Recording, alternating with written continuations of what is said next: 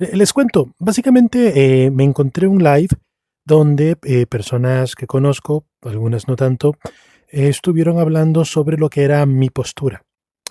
Mi postura ante ciertas afirmaciones, ¿no? Desde el problema duro de la conciencia, pseudo problemas o el problema de, digamos, la delimitación, ¿no? De la demarcación de la ciencia. Es decir, posturas filosóficas. No es nada grave, pero me llama la atención porque, pues, creo que es bueno aprovechar para escuchar qué es la idea que se hacen de lo que yo pienso, entre lo que sea que se haya mencionado, y aquí pues reaccionarlo con ustedes, ¿no? Para ver qué podemos agregar al respecto. Entonces, denme un momento, voy a ponerlo.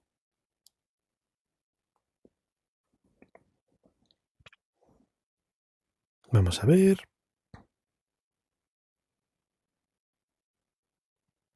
Solo tengo que activarlo por aquí y luego por acá. Y aquí quedaría. Bien. Perfecto. En teoría, ahí está. Muy bien. Ahí lo tenemos.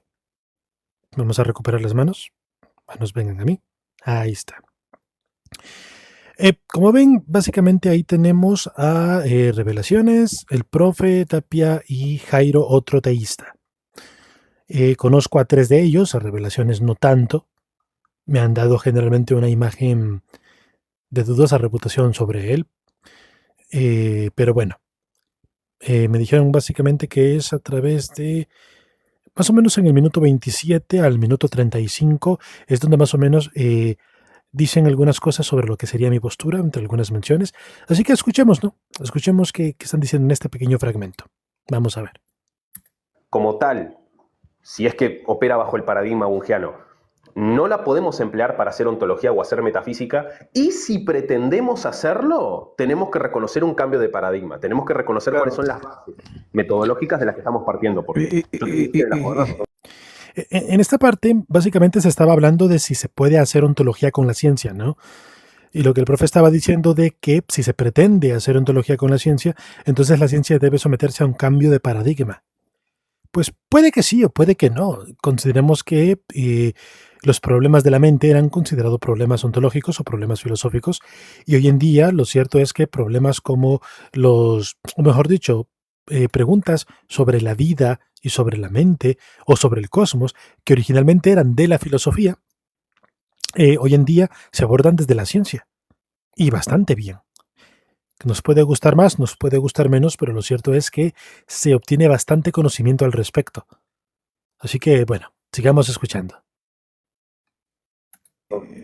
Si justamente planteamos eso, tendríamos que decir que esa teoría de pensamiento debería justamente responder las preguntas que se hacemos siempre, ¿no?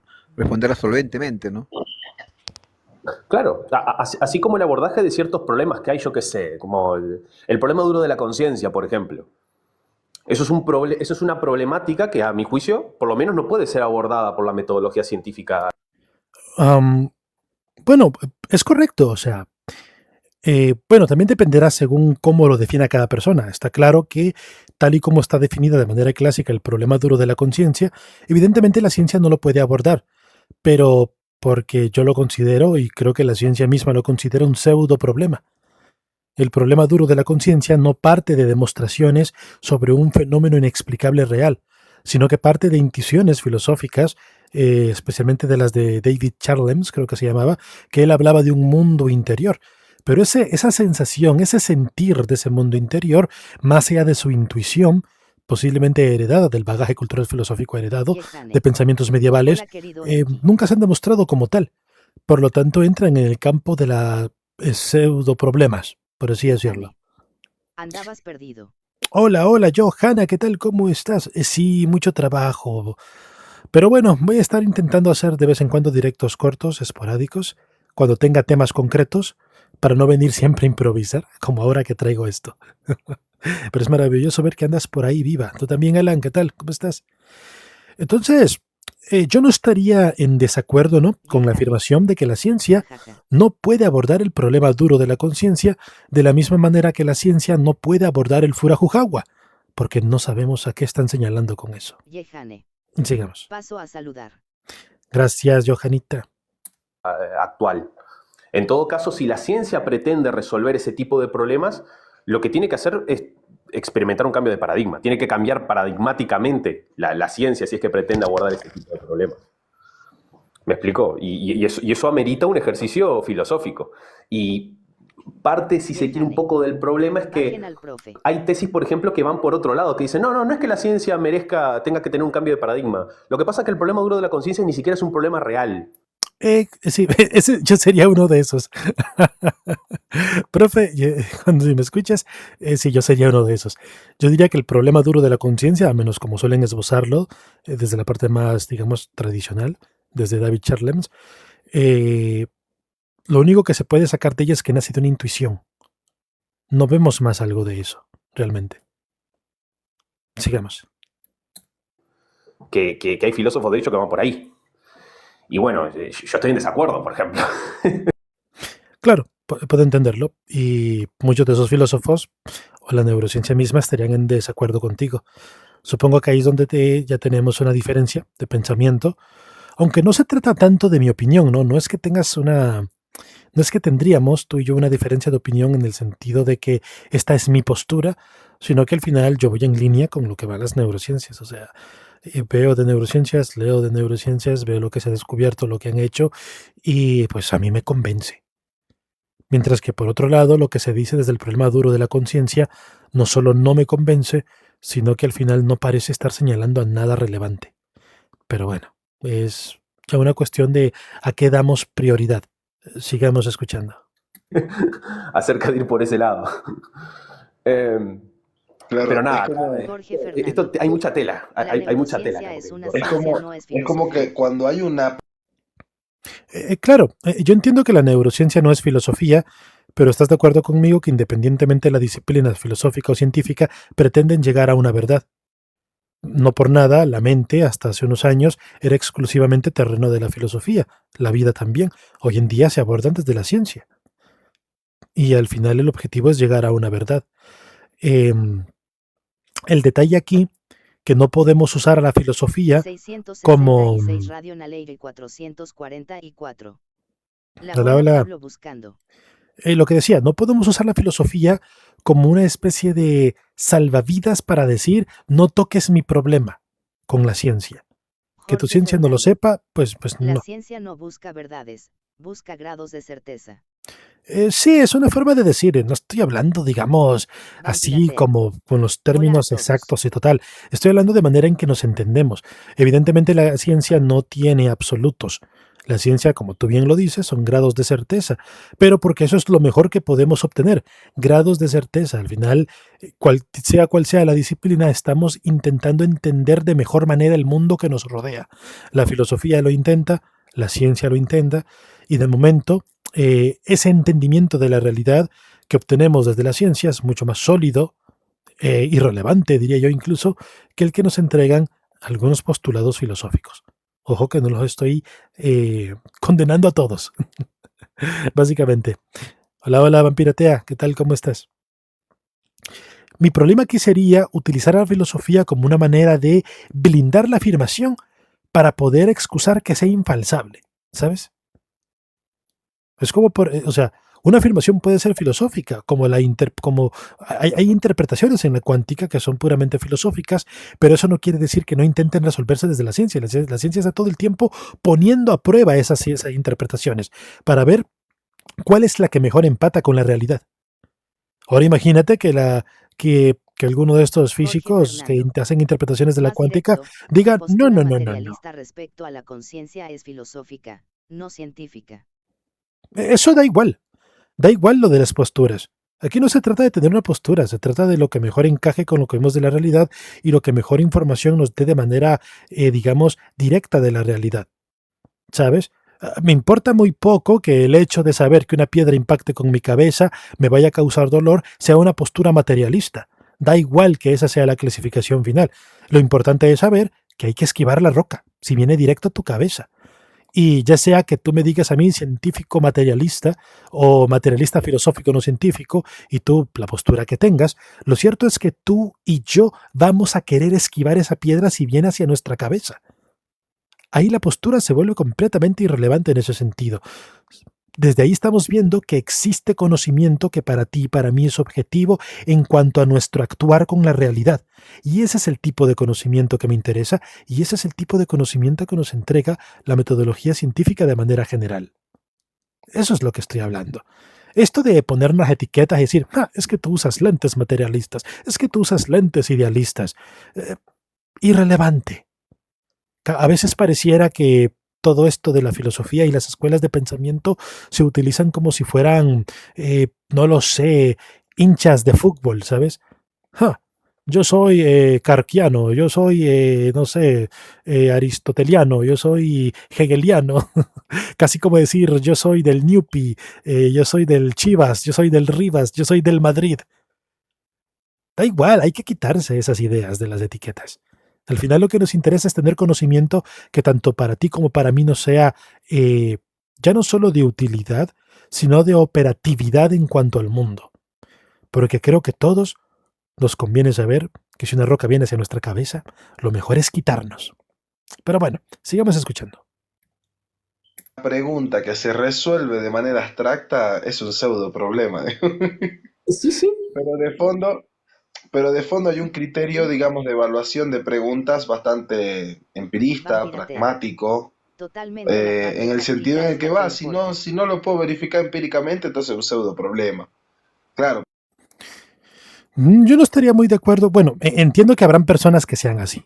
Pero supongo que aquí entrarían, de los que tú dices, Jorge Fernando, personas que consideran que si algo estrictamente no se demuestra de manera directa e empírica, automáticamente es un pseudo problema.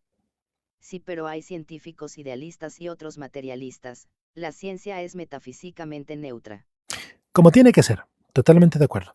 En todo caso, el tipo de persona que estaría aquí nombrando otro teísta entraría más en ese criterio, ¿no? Básicamente descarto toda hipótesis abstracta o filosófica, digamos, únicamente porque no tiene demostración empírica. Pero es que no es tanto ese el problema. No es tanto que ese sea el pseudo problema. Pura pragmática la de Enki, eso resuelve mucho. Aunque los problemas filosóficos seguirían allí, ¿no? Sí, a eso voy. Lo que importa al final de ella es lo que se pueda demostrar. A eso voy. Es verdad que una demostración empírica evidentemente tiene mucho más peso para mí, pero no significa que voy a desmeritar una afirmación lógica. Mi problema es que una afirmación lógica o una conclusión lógica no tiene que depender únicamente de un marco interno. Aunque la conclusión sea inferida lógicamente, yo esperaría que de sus premisas, mínimo, sí tenga veritadores de verdad, ¿sabes? Es decir, por ejemplo, yo no sé empíricamente si en una caja negra hay un gato, por ejemplo. No tengo ese conocimiento empírico, pero imaginemos que una persona comienza a hacer inferencias debido a otros datos de los que sí tiene un veritador de verdad, como el sonido, los rasguños, el olor. Todo eso, de manera indirecta, nos puede llevar a inferir y decirme, yo creo que lo que hay es un gato, y yo podría estar de acuerdo, a pesar de que no tengamos la prueba empírica de que realmente está el gato ahí. Pero lo que pasa es que el resto de datos, el resto de información con las cuales se hace una inferencia, esto es un ejemplo obviamente muy abrupto, ¿no? Muy absurdo, reemplacen lo del ruido y los arañazos y todo eso por inferencias lógicas, pero que estas partan de información que sabemos del mundo en su comportamiento. No podemos usar premisas que también son únicamente lógicas en un sentido interno, como reglas internas operativas de un marco que yo no pueda ejercer de ninguna manera. Por ejemplo, yo no puedo ejercer de ninguna manera lógico poder hacer un Kamehameha, pero en el universo interno de Dragon Ball sí se puede. Imaginen a alguien... La diferencia entre problemas filosóficos y problemas empíricos vas bien. Gracias, Norman.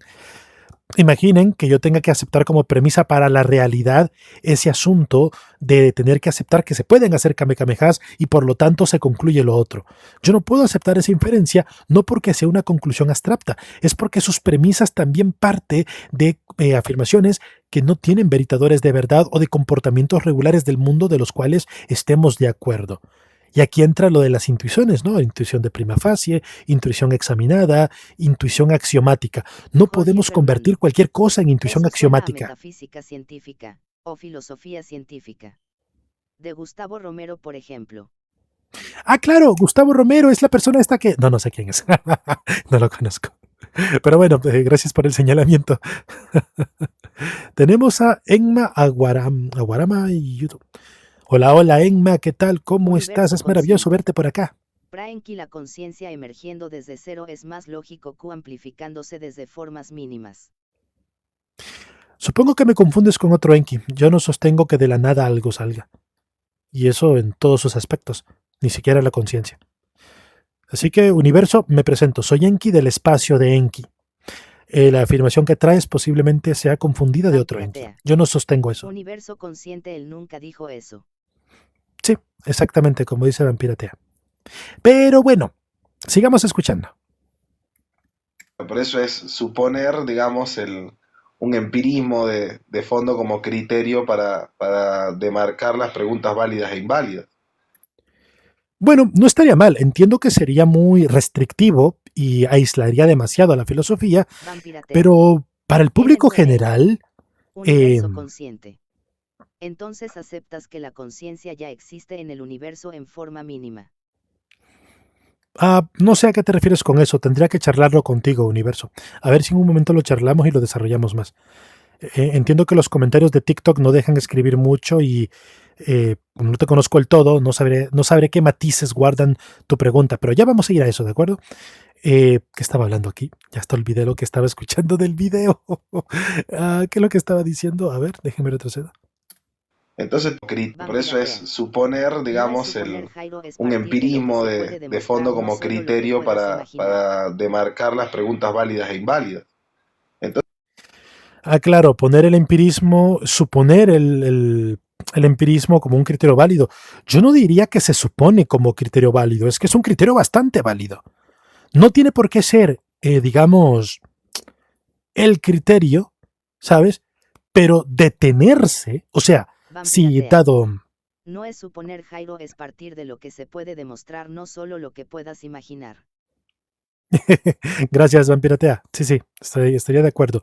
Yo diría que no es una cuestión de suponerlo, porque que algo sea empíricamente demostrado significa que ya es algo de lo que podemos partir de manera fuerte y robusta. La propia filosofía parte, o sea, para muchos de ustedes que admiran a Tomás de Aquino, el propio Tomás de Aquino parte su filosofía desde la empiria, parte de lo que ve empíricamente, el movimiento, consta a nuestros sentidos que las cosas se mueven, ¿no? Y que una cosa mueve la otra, que todo lo que se mueve es movido por otro, consta a nuestros sentidos, su vista, sus demás tactos, ve cosas del mundo. Se está basando en su filosofía partiendo de algo empírico, por más que no tuviese ese nombre en el momento. Entonces es extremadamente válido. No diría que es el único, pero detenerse ese tipo de dato se volvería casi que prioridad partir de él. No hacerlo sería muy irresponsable filosóficamente. Sería hacer el famoso ejercicio que suelen decir algunos que es filosofía de sofá. O mejor dicho, hablemos de a mentiritas, básicamente. La filosofía tiene que ser responsable y partir de veritadores de verdad. No puede partir de la nube, no puede partir de más suposiciones, porque entonces, sin darnos cuenta, con palabras muy técnicas y sofisticadas, estaríamos cayendo en el hablemos de a mentiritas.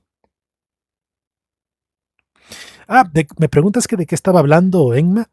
Bueno, no sé si te haces una idea ya por lo que me has estado escuchando.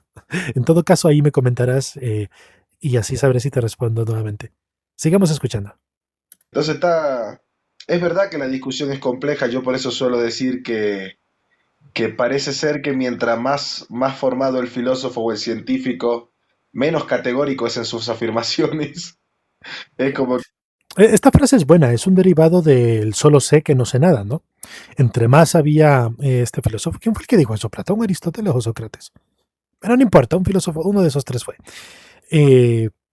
Entre más sabia era la persona, más se daba cuenta que menos sabía y por eso es más prudente a la hora de tener que hacer afirmaciones. Y es verdad. Una persona académicamente honesta no hace afirmaciones realmente categóricas y absolutas. Especialmente porque en la propia ciencia, como bien dijo Jorge Fernando, no se buscan verdades Vampiratea. absolutas al 100%. Sócrates. Ah, fue Sócrates. Gracias, Vampiratea. Se buscan grados de verdad. Porque recordemos, esto no es una competencia de quién consigue una verdad absoluta. Sea cual sea la disciplina, el objetivo del ser humano es entender lo mejor posible el mundo en el que estamos. Sigamos. Porque escuchás a Miguel Alcubierre, escuchás a toda esta gente y te dice, bueno, sí, mira, Vampiratea. más o menos Conocer la realidad. Correcto, Vampiratea. Hay que conocer la realidad. Es lo que buscamos. esto, es posible que, ¿viste? Y así sucesivamente. Está bastante curioso, digamos, esta postura y el radicalismo científico y filosófico, porque no solamente sucede en el campo de la ciencia, sino en el campo de la filosofía también está esa, digamos, ese, que muchas veces se pretende tomar ciertas filosofías y bueno, exceden precisamente su objeto de estudio, excede precisamente el límite de sus afirmaciones. Es algo normal, creo. De ahí, a raíz de eso que se presenta la discusión. Sí, eso ocurre mucho en la filosofía de sofá, que es lo que veníamos hablando. Eso que dice Jairo es muy cierto. Sigamos escuchando. Oye, pero están hablando de personas como Enki, por ejemplo, que dice que los Ah, aquí está. Es aquí cuando me mencionan. Ven, se los dije, no era en vano. Aquí me ¿Te menciona. parece radical afirmar apartar de evidencia un fenómeno? ¿No te parece al revés afirmar algo sin?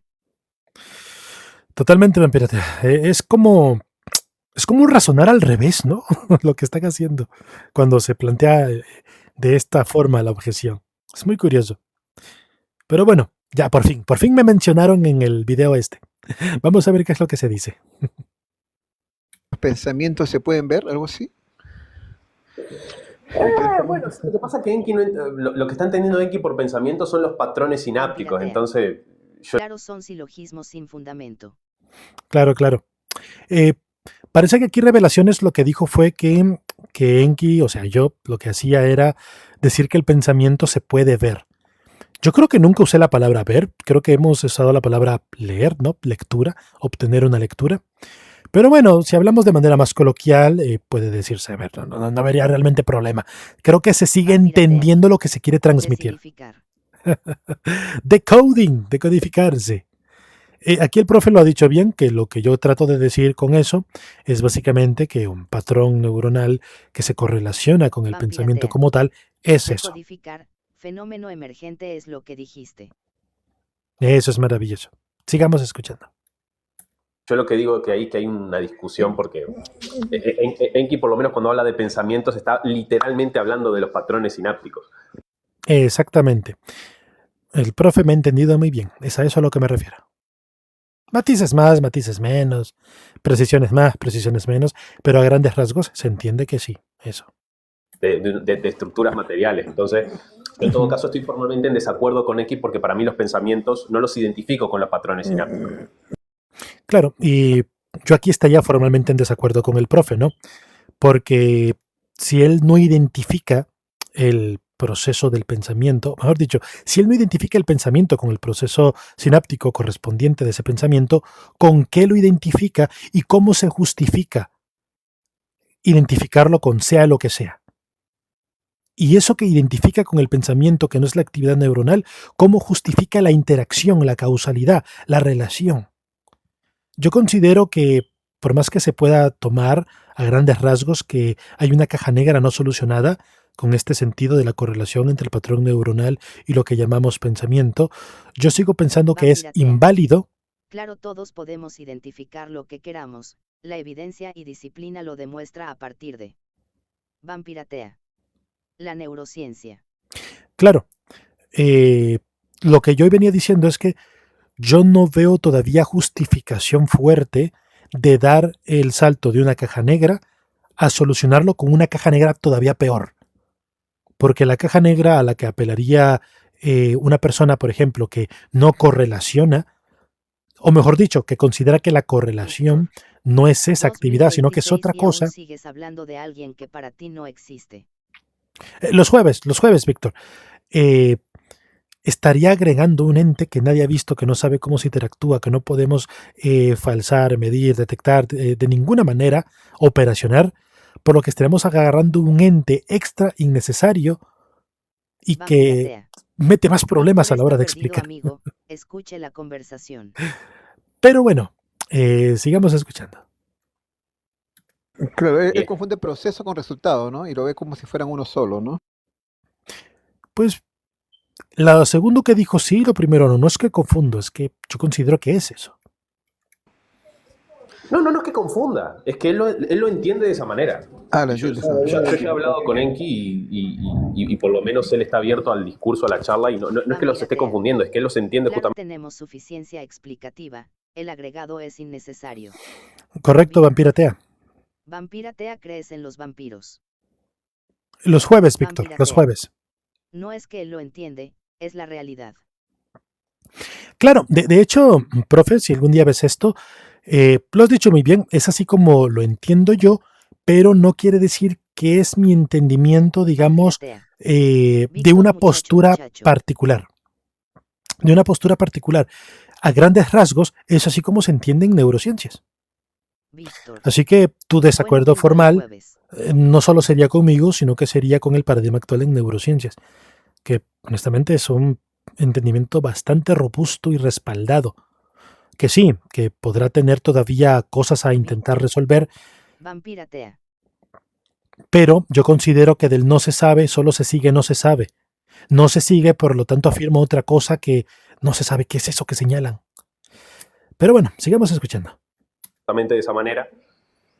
Y bueno, yo en todo caso estoy formalmente en desacuerdo, pero puedo entender su postura. Lo que yo entendí es que para él el proceso...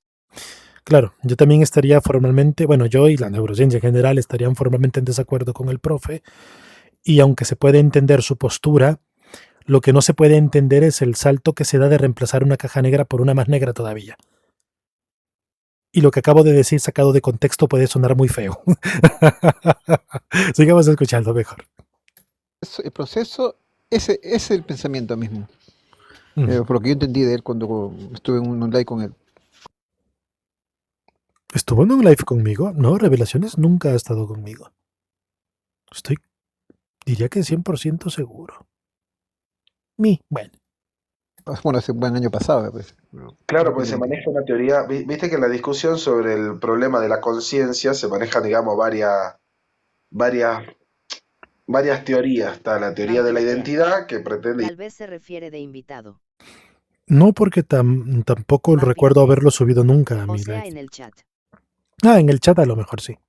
Identificar, digamos, los aspectos materiales con los aspectos mentales. En este caso, los patrones sinápticos con pensamientos. Está la teoría de la no identidad, que dentro de esta se encuentran otras teorías, que sería, por ejemplo, la relación... Hay una teoría de no identidad. La mente o la conciencia no es, digamos, el cerebro, ¿va?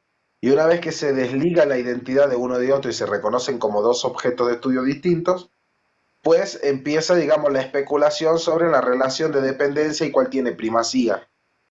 Ven, por ejemplo, eso sería un pseudo problema o pseudo metodología. Básicamente agarramos el órgano, el cerebro, que es la mente, y debido a que podemos dividirla en campos de estudio de manera semántica, ¿no? Podemos decir cerebro para que en nuestro, digamos, contexto visual nos imaginemos el órgano, ¿no? Esa masa arrugada ahí y toda la cosa. Y por otro lado, decimos mente. Con mente solemos referirnos a este proceso, ¿no? A la actividad de pensar, de recibir información, de resolver problemas, ¿no? Todo este asunto. Sin embargo, son marcos que se dividen de manera semántica para abordar el enfoque del mismo fenómeno o de la misma cosa, que es el cerebro. Mente no es más que el nombre que le damos al cerebro trabajando. El cerebro se comporta, a ese comportamiento del cerebro lo llamamos mente. Conciencia es un comportamiento particular del cerebro. Pensamiento es un comportamiento particular del cerebro. Básicamente.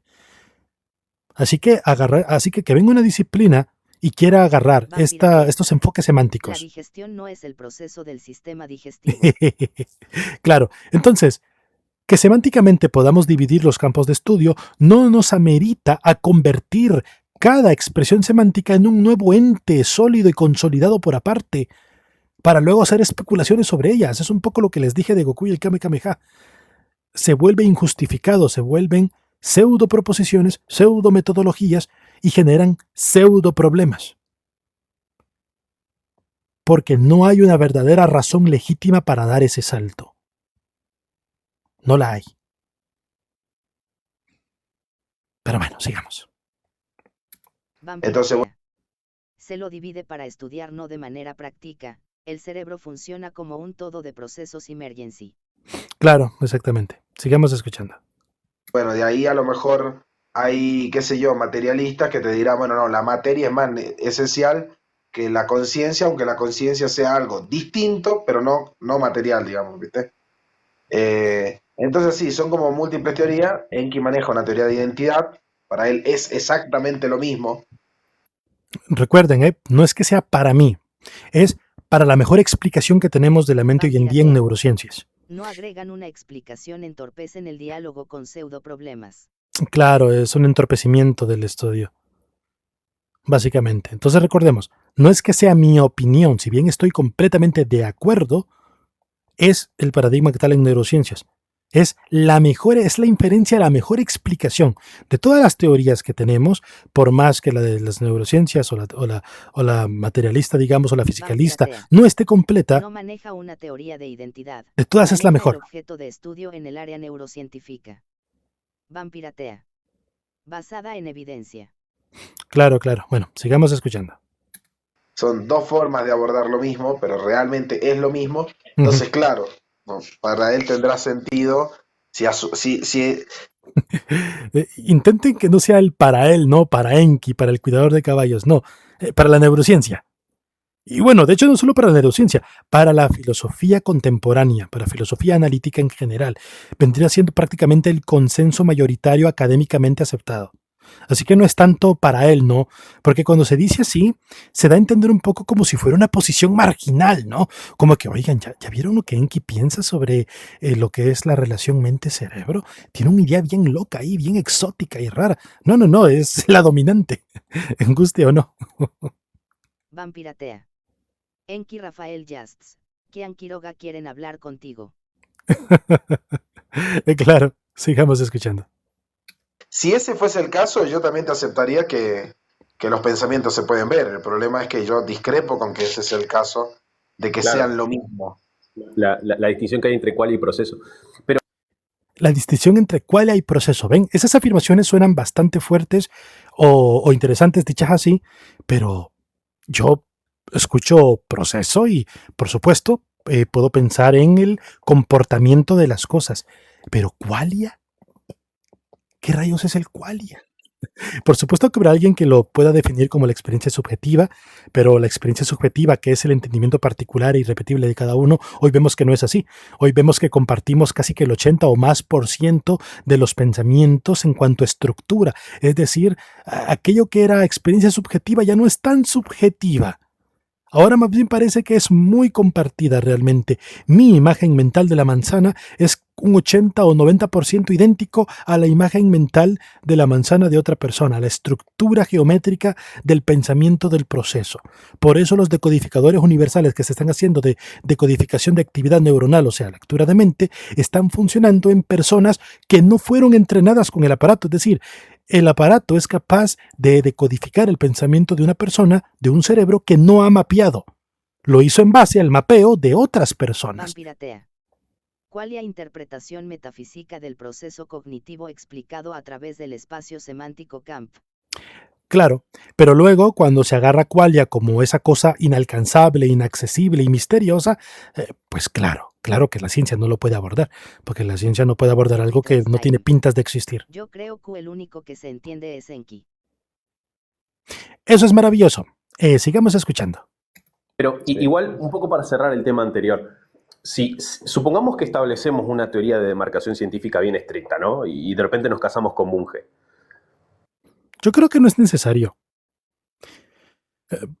Bueno, no sé qué va a decir el profe, pero yo creo que no es muy Es más, no considero que sea problemático realmente que no tengamos una demarcación ontológicamente robusta de dónde es realmente ciencia y dónde no. Nadie se casa con nadie, estamos describiendo la realidad. Claro, y lo digo porque hasta ahora, hasta el día de hoy, el problema de la demarcación en ciencia sigue vigente, sigue siendo real. Y a pesar de eso, funciona.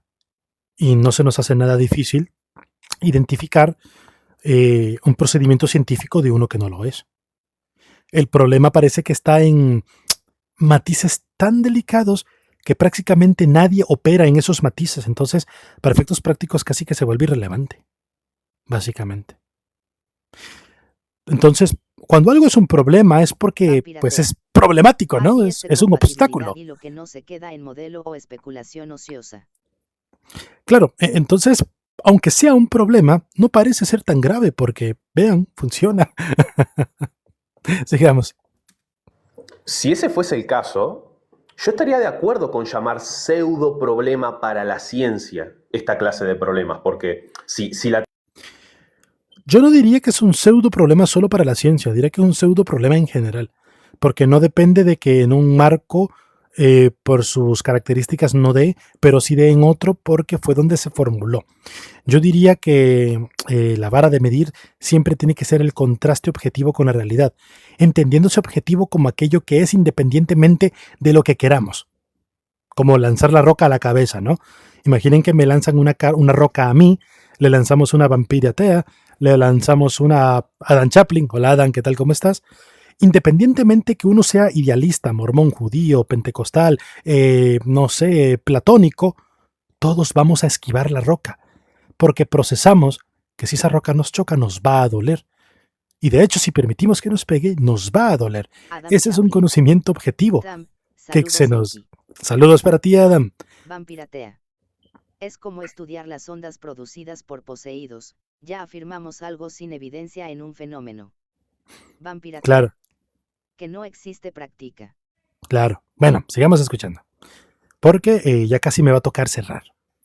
Si lo que implica una teoría de demarcación es establecer dónde están los límites de la ciencia y decimos que problemas, yo que sé, como la existencia de Dios o el problema duro de la conciencia, son problemas que no pueden ser entendidos por la metodología científica, entonces claramente son problemas que no son problemas para la ciencia, porque la ciencia no aborda esos problemas. O sea, no es objetivo de la ciencia abordar problemas que no le competen. Claro, no es objetivo de la ciencia abordar problemas que no pueden ser abordados, como por ejemplo los problemas de amentiritas.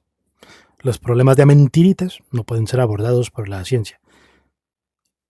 Y bueno, en parte puede que me estoy perdiendo algo del contexto. Recordemos que esto es todo un live de horas y yo solo estoy reaccionando a un extracto particular. Pero bueno, que esto quede más bien como mi postura ante ciertas afirmaciones de cara al público, ¿no? ¿Me explico? Yo por eso, a mí no me desagrada tanto igual la cuestión del pseudo problema. Porque si entendemos pseudo problema como un problema, es como decir, la biología tiene el problema de que no explica el problema de las teorías de conjunto. No, o sea, estoy completamente de acuerdo con el profe aquí, pero yo creo que esa sería una mala manera de abordar el pseudo problema. Porque las palabras se utilizan porque importan. Se supone que la palabra tiene que darnos contenido. Si al final un pseudo problema va a ser algo que únicamente se aborda desde otra disciplina que no es compatible, entonces claro, ¿no? Como dice el profe, si yo abordo la teoría de conjuntos desde la biología, evidentemente la biología no le compete al terreno del problema de conjuntos matemáticos. Entonces ese va a ser un pseudo problema. No es un problema de la biología, pero que no sea un problema de la biología. Yo tampoco sé qué es Dios, buena duda. Pero que el problema de la teoría de conjuntos no sea un problema de la biología, no quita que no sea un problema para rasgos generales de la realidad. Y para rasgos generales de realidad tenemos que ver qué señala ese problema. Y si ese problema no señala nada, ya no solo en biología, sino que en ninguna rama, digamos, de cara a la objetividad de los efectos de la realidad, podemos estar justificados a llamarlo pseudo problema. Pero si delimitamos que algo ya no es un problema solamente porque se tiene que abordar únicamente de su marco interno, Entonces, la palabra pseudo problema carece de significado. Un ejemplo sería el problema de la brecha, ¿no? En el problema de la brecha, por ejemplo, lo que se nos dice es que no hay problema en el problema de la brecha, que es relacionar al Dios filosófico con el Dios bíblico. Eso no es un problema porque en la fe católica, como se acepta por fe, no genera problema. O sea, como yo tengo fe de que sí lo son, pues no me genera problema. Pero de cara a la realidad, sí genera un problema porque hay contradicción directamente. Y ya ni siquiera es una contradicción lógica, que las hay, por supuesto, sino que también a márgenes científicos. Es decir, podemos encarar Aquí empíricamente 4A. afirmaciones bíblicas Una históricas. C no lo resuelve jeje. Aquí 4A. Pero dice que sí hay. Exactamente, a eso me refiero, Akiva. Que para el creyente católico no es un problema porque dentro de la doctrina, dentro del dogma, lo que se dice es, lo aceptamos por fe. Por lo tanto, no es un problema. Y ese es el punto al que quiero llegar. Si atendemos las cosas de esa manera... El dilema es que el Dios filosófico no nace de la fe católica, nace de la razón natural. No es el punto ahorita ese exactamente. Estoy hablando de la demarcación de lo que sería un problema o un pseudo problema. Y bajo los criterios aquí dados, si ya no hay pseudo problemas, el problema que eso mata a lo demás. Si aplicamos este criterio a grandes rasgos, ya no solo es que no hayan pseudo problemas, es que tampoco hay problemas y tampoco hay soluciones.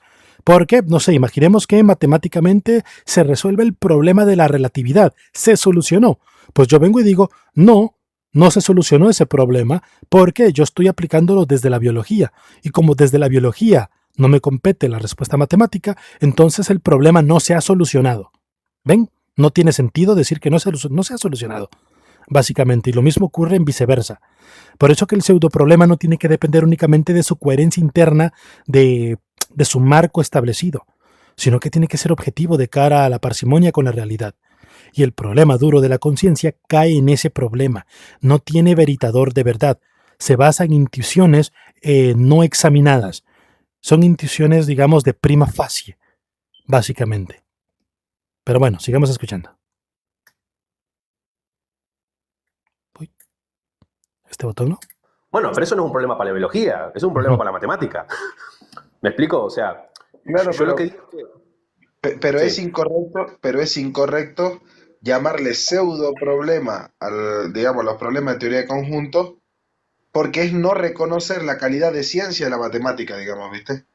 Yo sí tengo un problema con el término pseudo problema, porque yo entiendo que en relación a uno no le competa, o sea, en relación a la biología, pues le da lo mismo, o sea, en el marco biológico le es indistinto, digamos, resolver los problemas de la teoría de conjuntos. Lo que digo es que calificarlo como pseudo problema es no No, reconocer el valor de ciencia que tiene la matemática, en función de la cual es un problema válido la pregunta sobre teoría de conjuntos.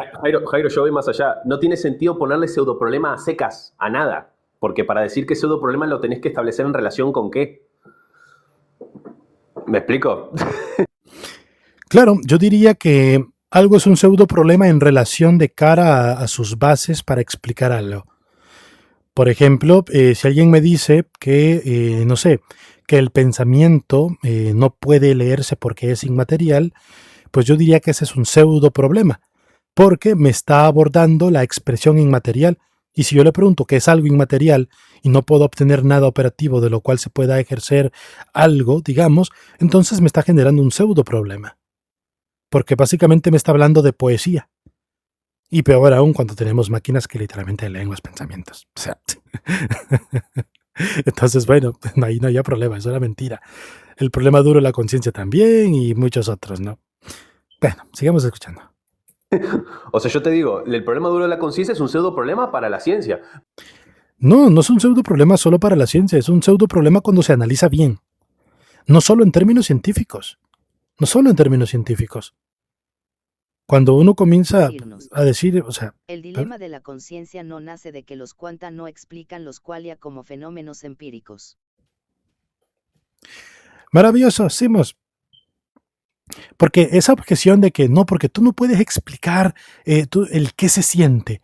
Pero no entiendo, ¿qué es esa expresión? O sea, esa expresión del qué se siente el rojo suena bien raro, o sea, pues claro, o sea, digamos, El planteamiento del problema es importante en una tesis y este debe ser operativo o si no, no es falso.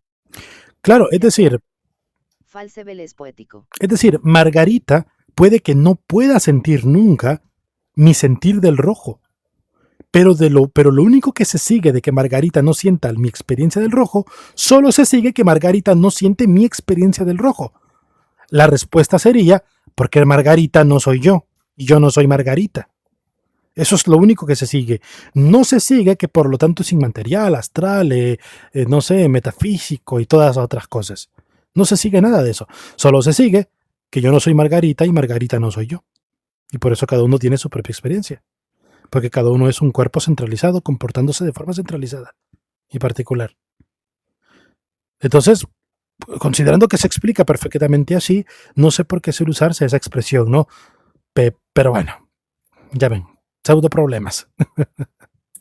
Pero no es un pseudo problema para la filosofía de la mente, no, para la filosofía de la mente es un problema.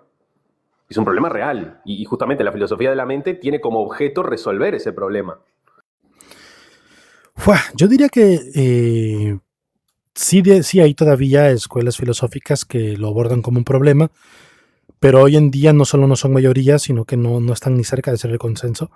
En la propia filosofía contemporánea, en la enorme y vasta filosofía académica más actual y rigurosa, también se suele considerar un pseudo problema. No hay realmente una separación mente-cerebro, no hay una experiencia del cuello como algo distinto o separado de las propias actividades físicas neuronales. Ya se consideran mente y cerebro como la misma cosa, básicamente. Así que, no, la relación con la ciencia ni siquiera es necesaria hacerla acá. Lo que pasa que muchas veces, por el problema que les contaba en otros directos, la filosofía en el habla hispana está muy limitada por la filosofía medieval y nos solemos quedar con pensamientos muy antiguos medievales y no estamos actualizados con la propia filosofía contemporánea, con los entendimientos más actuales y los consensos que, aunque no son absolutos, sí son mayoritarios académicamente. Pero bueno, sigamos. ¿Me explico? Hola, Ok. Hola, Indy-Jen, ¿qué tal? La mayoría de filósofos contemporáneos apoyan formas de monismos materialistas. Así es, así es. Cepetro se queja mucho de eso, creo ya se llama Cran. Cepetro, sí, me suena el nombre. Sí. Claro, tú dirías que pseudo problemas en relación al marco resolutivo del problema. Claro, es un pseudo problema para la biología. Claro, es en relación a. ¿Me explico? O sea, se explica muy bien el profe, pero... No se vieron la conferencia, no hay otra explicación además de no estudiar lo que se sabe. Bueno, eso es verdad, Vampirate. Es un poco triste que yo a todos ellos les compartí la conferencia. Es como que se quedaron en la caverna. Yo a todos ellos les compartí la conferencia del proyecto Brain, donde se mostraron los últimos avances en neurociencia, donde se mostró cómo podíamos literalmente manipular los pensamientos de un ratón, cómo podemos insertarle desde fuera imágenes visuales. Y ninguno de ellos la vio al final. Mas, sin embargo, creo que hablar de si la silla existe sigue siendo más interesante. Pero bueno, ya. Mucha cosa. Sigamos escuchando. Ok. Bueno. Si se plantea en relación, me parece... Es eso, se quedaron hace 200 años atrás. Supongo que tiene su atractivo, ¿no? La filosofía medieval. Porque son dualistas en el fondo. Ay, Indy-Jen. Es maravilloso. Parece raro el uso del término. Me vas a decir que te parece raro, sos analogicista, no me hinches los huevos. No, o sea, me parece raro el uso del término, pero no por ello es inválido, ojo. Parece raro el uso. Sí, claro, yo diría que no es inválida la definición del profe sobre cómo identificar un pseudo problema. Lo que yo diría que formalmente no comparto esa manera de trabajar con el pseudo problema, porque le quita el peso a lo que queremos señalar. Porque... Aquí 4A. Duda, veo a Rafa aquí, pero también en otro live. UKP2 son universos diferentes. Vampiratea. Claro, pero si algo te gusta lo investigas y aceptas la verdad, no lo que te hace sentir o quieres. Claro. Sí, esto no es un live en vivo. Aquí va. Es un fragmento donde se me mencionó a mí en algunos aspectos y lo quise reaccionar, aprovechando que tenía algo de tiempo ahora.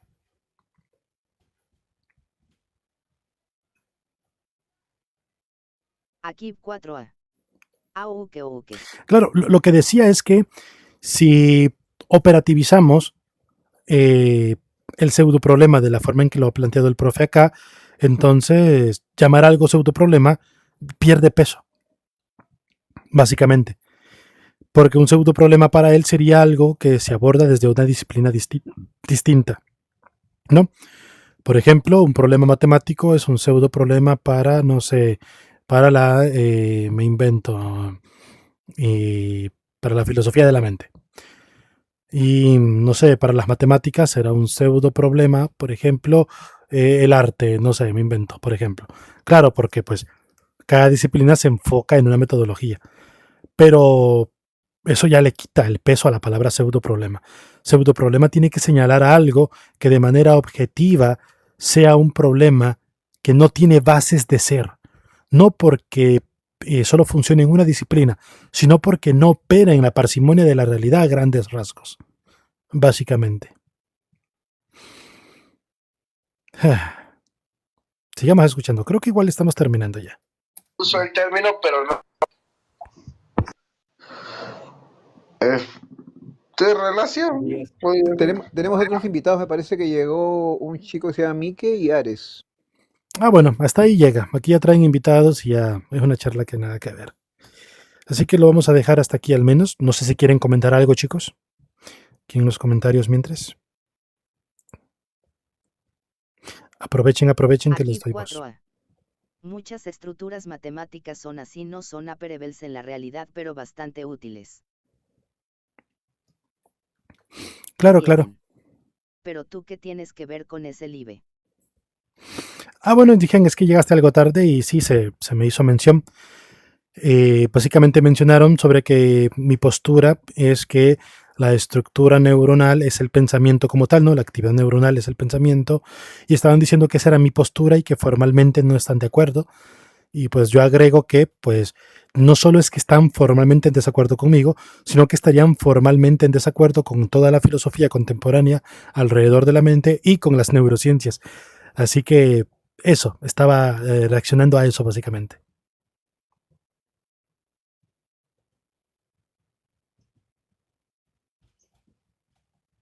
Pero llegaste tarde y te lo perdiste. Bien. Igual esto, después de grabarlo, lo subiré a YouTube. Es cosa seria, pero algo así, supongo. Miren, cabal, estamos llegando a 54 minutos, una hora, justo lo que TikTok permite subir de manera completa, una hora. Así que ya veré qué hago con esto. Supongo que lo descargaré y lo subiré a YouTube o a TikTok o a ambas. Ahí veré luego. En todo caso, Vampiratea, Indigem, Adam Chaplin, Usuario Desconocido, Andrea Paul Barbaniera. Estamos ya finalizando y despidiéndonos. Si quieren hacer un cierre de despedida en los comentarios, adelante. Cuéntenme qué piensan y se despiden de paso. Ustedes cierran el directo. Los escucho.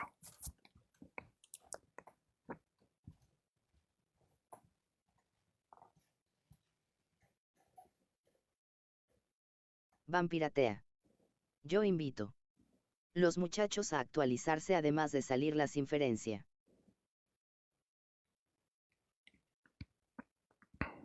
Totalmente.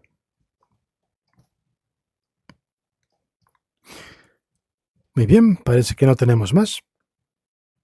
Así que, jóvenes, gracias por haber estado aquí en el espacio de Enki. Nos vemos hasta la próxima y sayonara. Bye bye. Estaré subiendo esto como repetición a mi canal de YouTube y TikTok. Y está bien que les guste la metafísica, pero dejen morir al Enki. Vampiratea. Metafísico. El pobre Enki metafísico, haciendo estragos siempre. Chao, gente. Se cuidan. Cerramos aquí sesión.